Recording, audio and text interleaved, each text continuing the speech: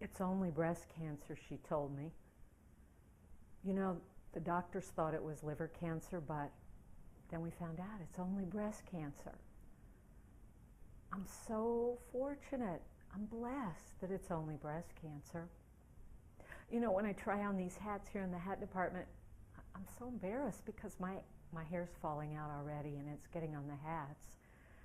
And, well, I just feel awkward.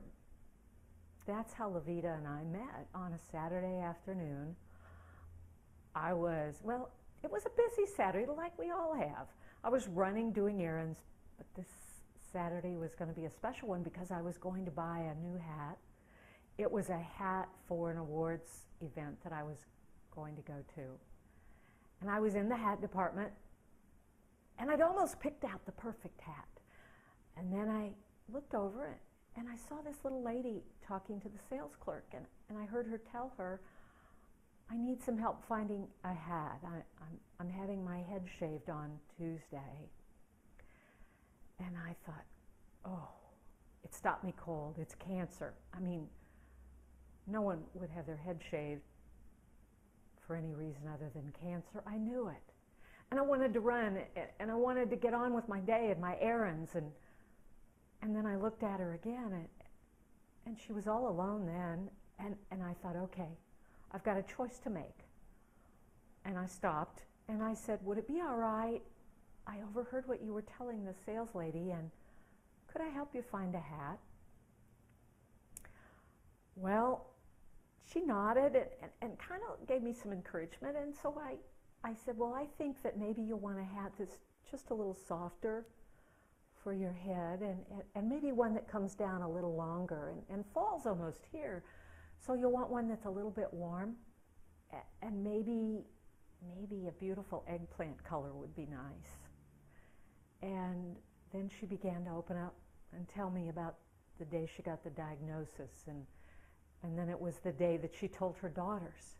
They're grown, but she told them that she had cancer. And she said, I felt so bad because my daughters, well, I'm supposed to take care of them. They're not supposed to take care of me. And then there's my husband, Mike. And Mike takes her to chemotherapy, and they are 150 miles away from the hospital, so Mike drives her once a week to chemo. And she went on to share so much of her faith and her courage, how she's faced this diagnosis of breast cancer.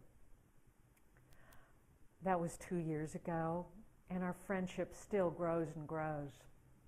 Levita and I walked together through her chemotherapy, and then what followed was the mastectomy, and then she had to have radiation as well. Our friendship has changed my life. I learned a really important lesson on that Saturday and through my life with Levita and her breast cancer. I learned how to listen carefully. I mean really, really listen carefully, because when I care fully for someone, I listen, really listen. If you stop, put your life on hold for a few minutes, and open up your heart and your ears and your eyes, be available to someone who's perhaps suffering with breast cancer. Your life will be richer for it. I know mine has been made richer by it. Thank you.